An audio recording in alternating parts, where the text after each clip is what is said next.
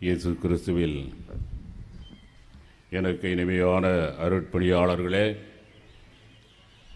இந்த திருப்பலியிலே கலந்து கொண்டிருக்கிற அன்பு இறை மக்களே,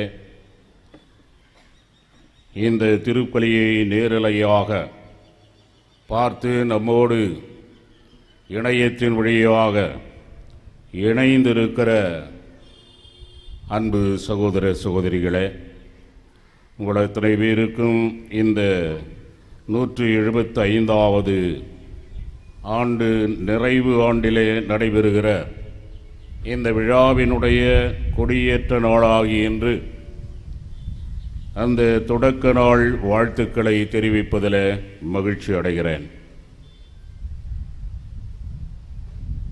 காலையிலே என்னுடைய வகுப்பு தோழரும் என்னுடைய நண்பருமாகிய பேரொரு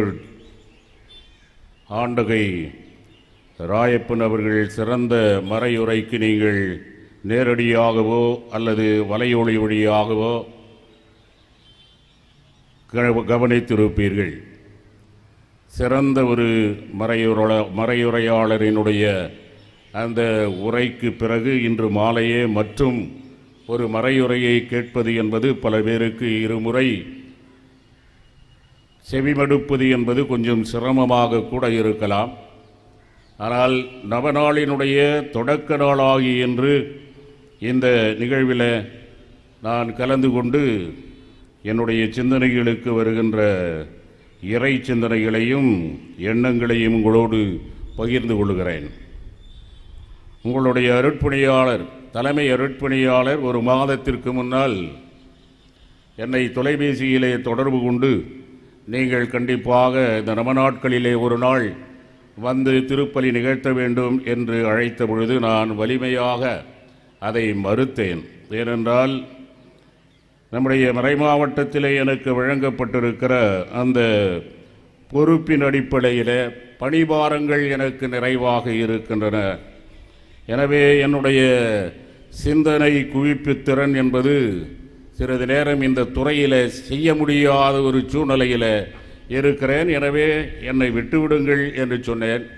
நான் எந்த அளவுக்கு வலியுறுத்தினேனோ அந்த அளவுக்கு அவர் அதிகமாகவே வலியுறுத்தி, கண்டிப்பாக இந்த முதல் நாளிலேயே நீங்கள் வந்தால் சிறப்பாக இருக்கும் என்பதனால் அழைக்கிறேன் என்று சொன்ன பொழுது மறுக்க முடியவில்லை, ஏற்றுக்கொண்டேன்.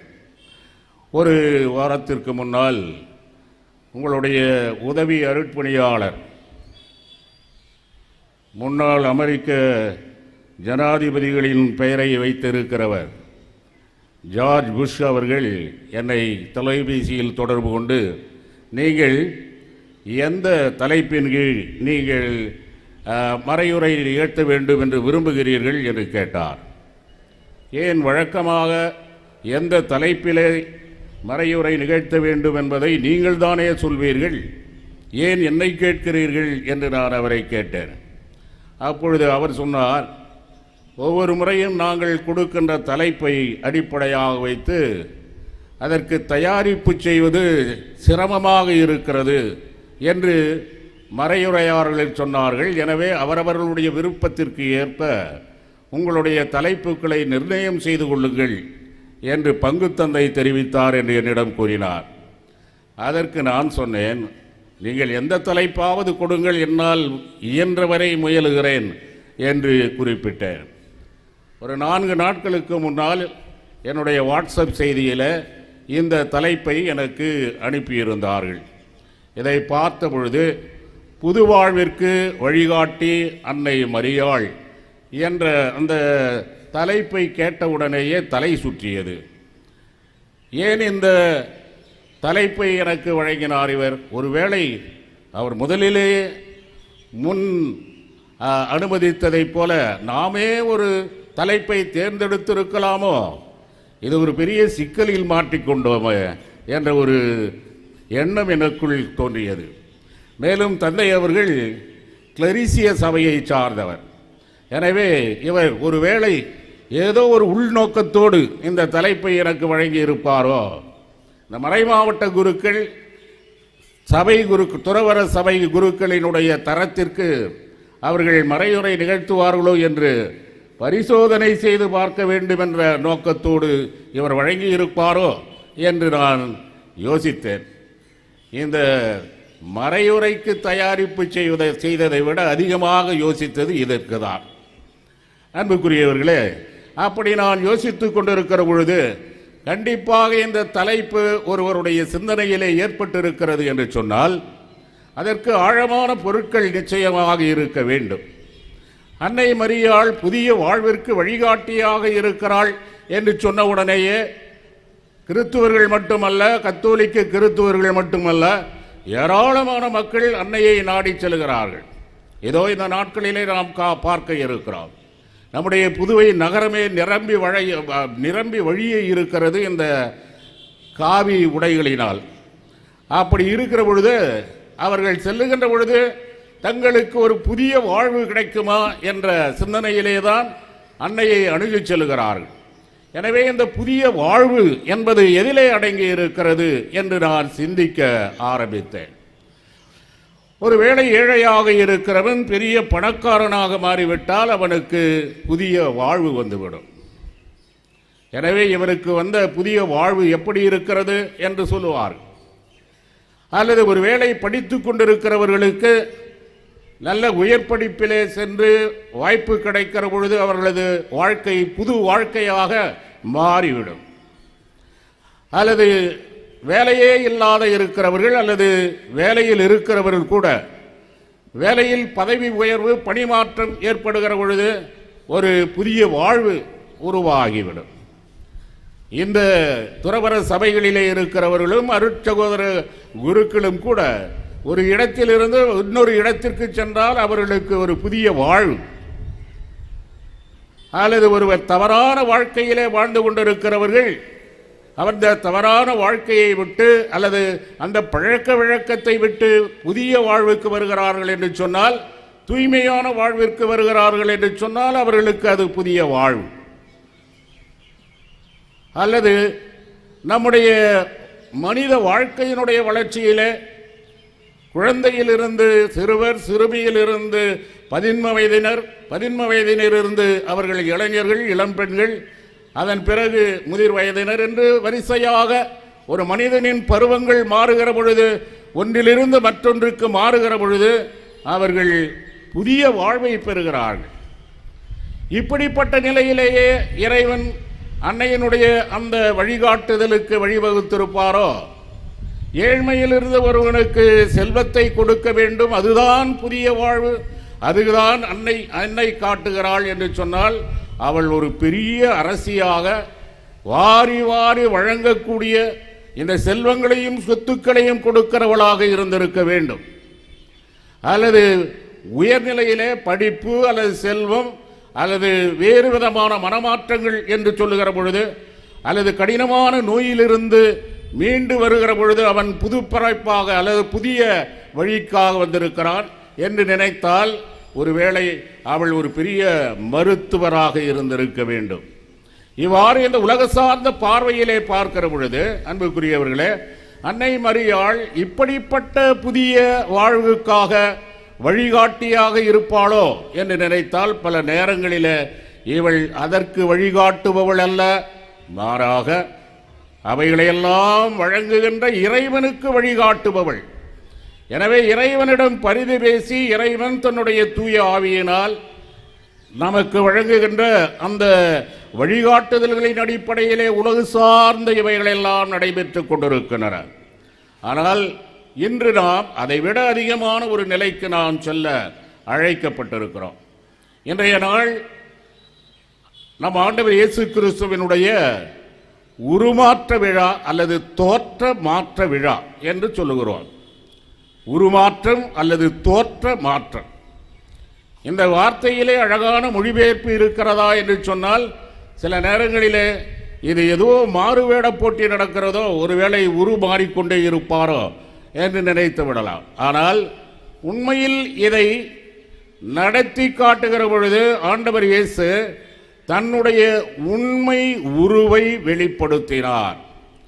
அல்லது தன்னுடைய உருவை, தன்னுடைய உண்மையான உருவை, தன்னுருவை தன்னுருவை வெளிப்படுத்தினார் என்று சொன்னால் அதுதான் உண்மையானது. இதை ஏன் இறைவன் இயேசு செய்தார்? இயேசுவினுடைய வாழ்க்கையிலே 3 மலைகள் மிக முக்கியமான மலைகள்.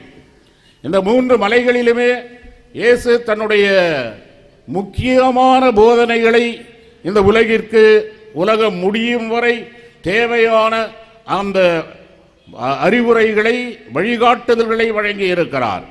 ஒன்று, தன்னுடைய இறையாட்சியினுடைய கோட்பாடுகளை அறிவித்த மலை பொழிவு. மலையின் மேல் அமர்ந்து சீடர்களை அழைத்து ஏழையினின் உள்ளத்தோர் பேறு பெற்றோர் என்று ஆரம்பித்து வரிசையாக அவர் கொடுத்த அத்தனை மதிப்பீடுகளும் இறை ஆட்சியினுடைய மதிப்பீடுகள். அதுதான் புதிய வாழ்வு. அந்த புதிய வாழ்வை வழங்கியவர் இயேசு கிறிஸ்து.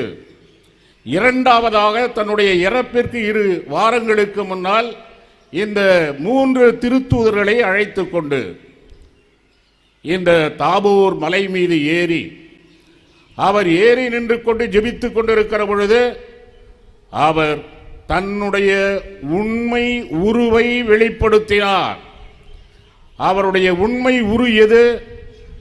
இறைவனின் மகன் என்பதுதான் உண்மை உரு. மானிட உடலேற்பு அவர் ஏற்றுக்கொண்ட பொழுது அந்த உண்மை உரு என்பது மனிதம் என்பதனால் திரையிடப்பட்டிருந்தது.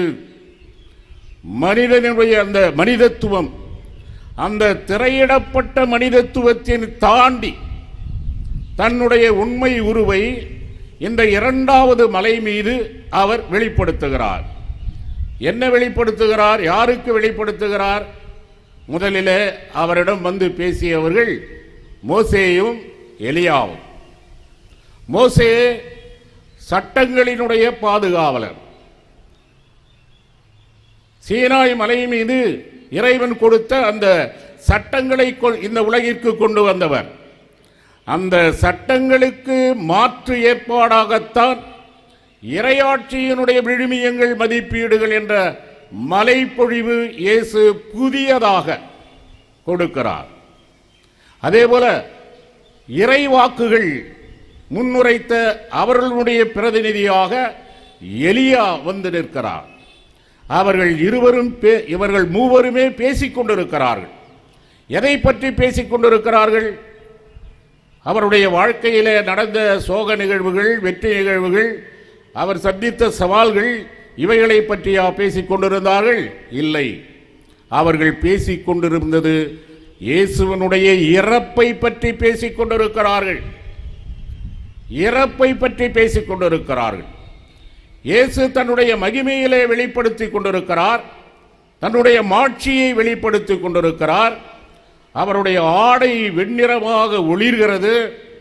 வெளிப்புறமிருந்து வழங்கப்பட்ட ஒளி அல்ல, மாறாக அவர் உள்ளிருந்தே அந்த இறை ஒளி, உண்மையான இறைவனுடைய அந்த ஒளியானது கொண்டு வரப்பட்டு கொண்டிருக்கிறது. அப்படிப்பட்ட மாட்சிமையை பற்றி பேசிக் பார்க்கின்ற பொழுது பேசப்படுவது என்பது அவருடைய சிலுவை சாவு. இந்த சிலுவை சாவை பற்றி பேசுகின்ற பொழுதுதான் அவருடைய மாட்சிமை வெளிப்படுத்தப்பட்டு கொண்டிருக்கிறது. எனவே இங்கே ஒரு புதியதொரு வாழ்வு உருவாக இருக்கிறது என்பதனால்தான் இன்று 3 திருத்தூதர்கள் அழைக்கப்பட்டார்கள். முதலிலே பேதுருவை பார்த்து, நீரே பாறை, இந்த பாறை மீது என்னுடைய ஆலயத்தை கட்டுவேன். எனவே இறையாட்சியினுடைய அந்த முழு பொறுப்பையும் திருச்சபை இடம் ஒப்படைக்கிறேன், நீதான் அந்த திருச்சபையினுடைய அடித்தளம் என்று சொல்லப்படுவது. எனவே இந்த திருச்சபையினுடைய அடித்தளத்தை இரத்தம் சிந்தி நீங்கள் உருவாக்க வேண்டும். அதனால்தான் யாக்கோபு முதல் மறைசாட்சியர் அந்த இறப்பை, அந்த மாட்சிமையை பார்க்கிறார். 3ஆவதாக திருத்தூதர் அருளப்பர் யோவான். அவர் காட்சியாளர். திருச்சபையினுடைய எதிர்காலம் எப்படி இருக்க வேண்டும் என்பதை தன்னுடைய கடிதங்களிலெல்லாம் வெளிப்படுத்துகிறார். எனவே திருச்சபையிடம் கிறிஸ்துவின் மரணம் ஒப்படைக்கப்பட்டிருக்கிறது. கிறிஸ்துவினுடைய உயிர்ப்பு மட்டுமல்ல, கிறிஸ்துவின் மரணம் ஒப்படைக்கப்பட்டிருக்கிறது. அந்த கிறிஸ்துவின் மரணம் நடைபெற்ற இடம் இயேசுவனுடைய உடல். இயேசுவனுடைய உடல். அந்த உடலை கொடுத்தவள் அன்னை மரியாள்.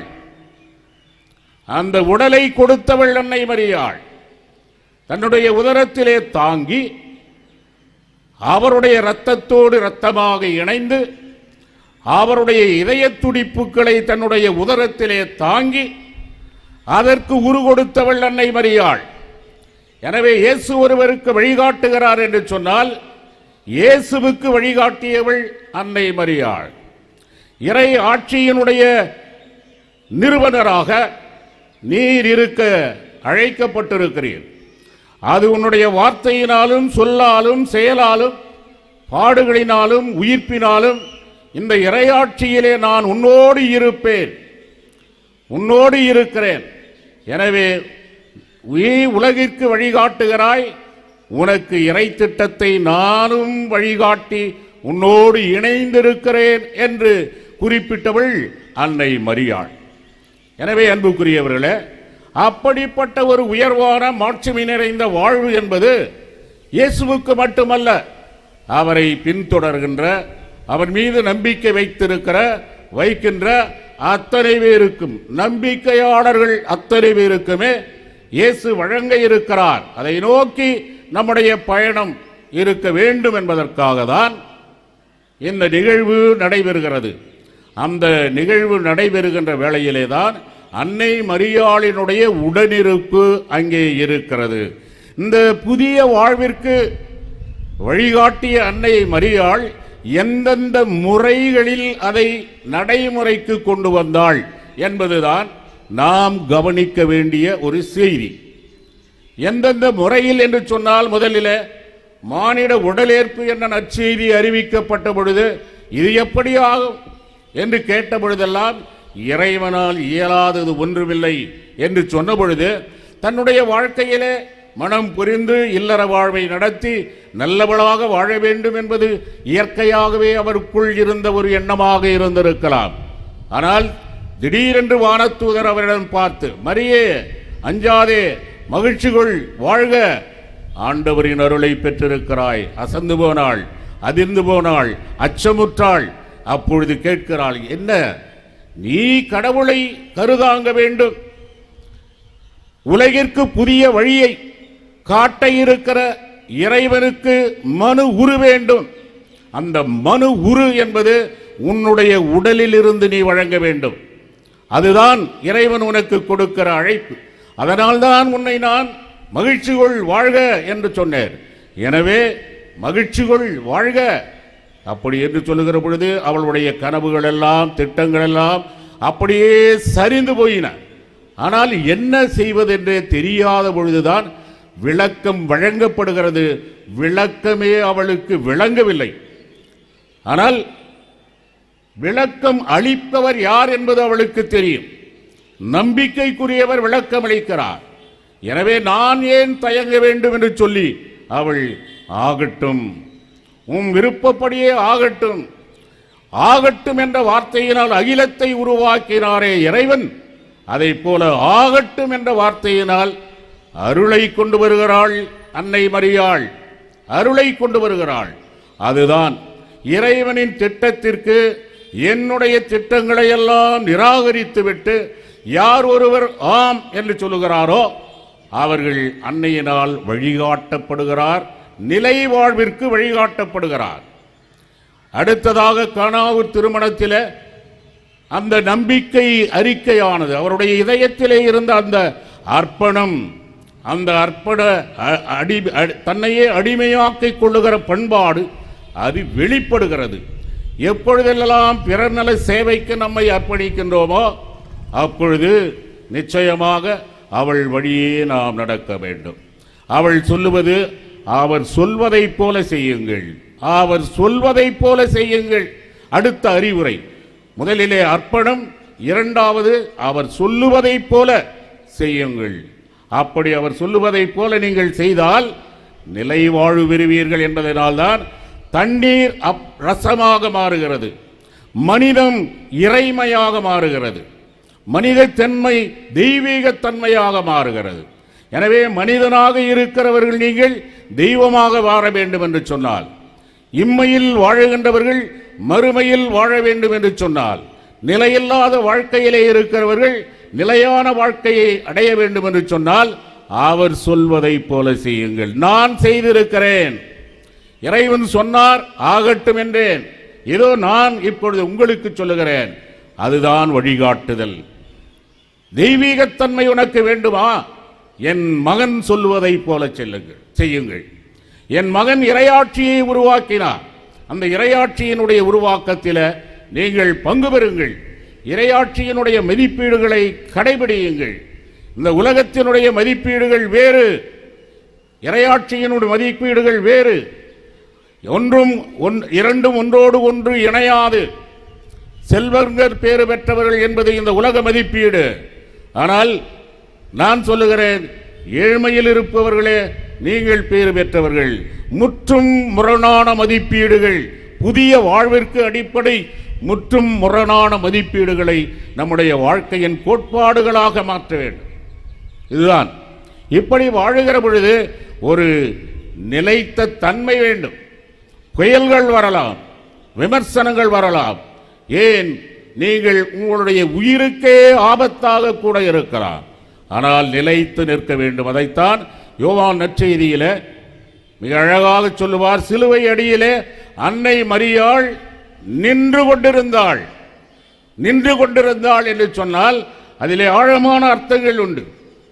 தன்னுடைய உடல் முழுவதும் குந்தித்து போகிறது. என்னுடைய ஒரே மகன் இப்படி சிலுவையில் அறையப்பட்டு துடித்து கொண்டிருக்கிறானே என்று இதயம் துடிக்கிறது. இதயத்திலே இருக்கிற இரத்த அழுத்தம் அதிகமாகிறது. அதனால் அவள் விட்டுவிட்டு ஓடிவிடவில்லை. ஏனென்றால் அவளுக்கு தெரியும், இறைவனின் திட்டம் நிறைவேற வேண்டும். இதற்காக தானே ஏதோ இந்த மகனை நான் பெற்றெடுத்தேன். எனவே இந்த மகன் ஏதோ இறக்கப் போகிறான், அதை நான் நின்று பார்க்கிறேன். ஏனென்றால் மனிதனுடைய மீட்பு இங்கே நடைபெற்றுக் கொண்டிருக்கிறது. இவருடைய உண்மையான மகிமை மாட்சிமை நிறைந்த மதிப்பு நிறைந்தது.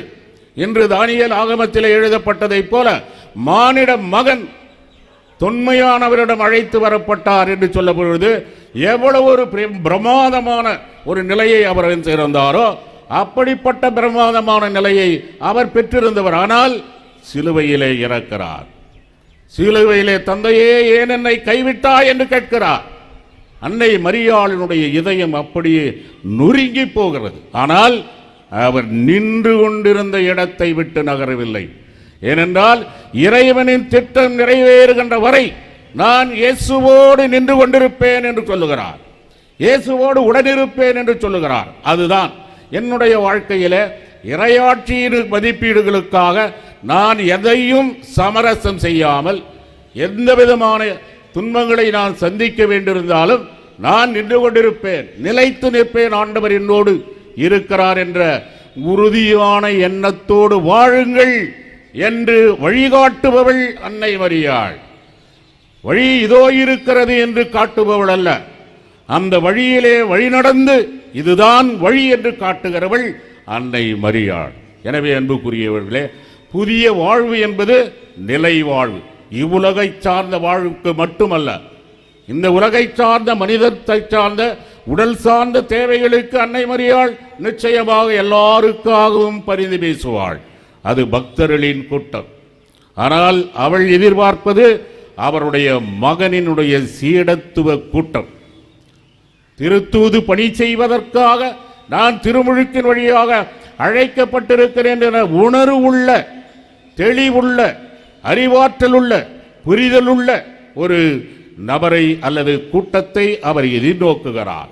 எனவே அப்படிப்பட்ட நிலைத்த வாழ்வுக்கு வழிகாட்டுபவள், நிலைத்த வாழ்வுதான் புதிய வாழ்வு, அந்த வாழ்வுக்கு வழிகாட்டுபவள் நம்முடைய அன்னை மரியாள். எனவே அன்புக்குரியவர்களே, புதிய வாழ்வை நோக்கி இந்த உலகமே சதம் என்று இங்கே இருக்கின்றவர்கள் யாரும் சொல்லிவிட முடியாது.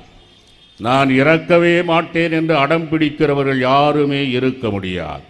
எல்லோருமே கடந்து செல்ல வேண்டிய இறுதி நிலை, கடந்து செல்ல வேண்டிய கடைசி படிநிலை இறப்பு. இறப்பிற்கு பிறகு நான் வாழ வேண்டும் என்று சொன்னால் அதுதான் புதிய வாழ்வு, அதுதான் நிலை வாழ்வு. அதை தருகிறவர் இயேசு தெய்வம். அந்த இயேசுவை நோக்கி நம்மை வழிகாட்டி வழிநடத்தி கொண்டு வருகிற, வழிநடத்தி நம்மோடு வழி நடக்கிற நம்முடைய அன்பு தாய்தான் அன்னை மரியாள்.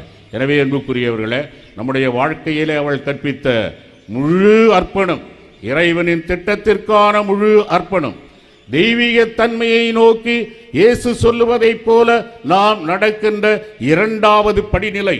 மூன்றாவதாக, எத்தகைய துன்பங்கள் வந்தாலும் இயேசுவுக்காக சாட்சிகளாக, அவரோடு அவருடைய மதிப்பீடுகளுக்காக, அவருடைய இறையாட்சிக்காக நிலைத்து நிற்பது என்பதுதான் என்னுடைய வாழ்க்கையினுடைய இலக்கு என்று யார் ஒருவர் முடிவு செய்து தன்னுடைய வாழ்க்கையை வழிநடத்துகிறார்களோ அவர்கள் அன்னை மரியாளினுடைய பிள்ளைகள், அவர்கள் ஆண்டவர் இயேசுவனுடைய சகோதரர்கள், சகோதரிகள்.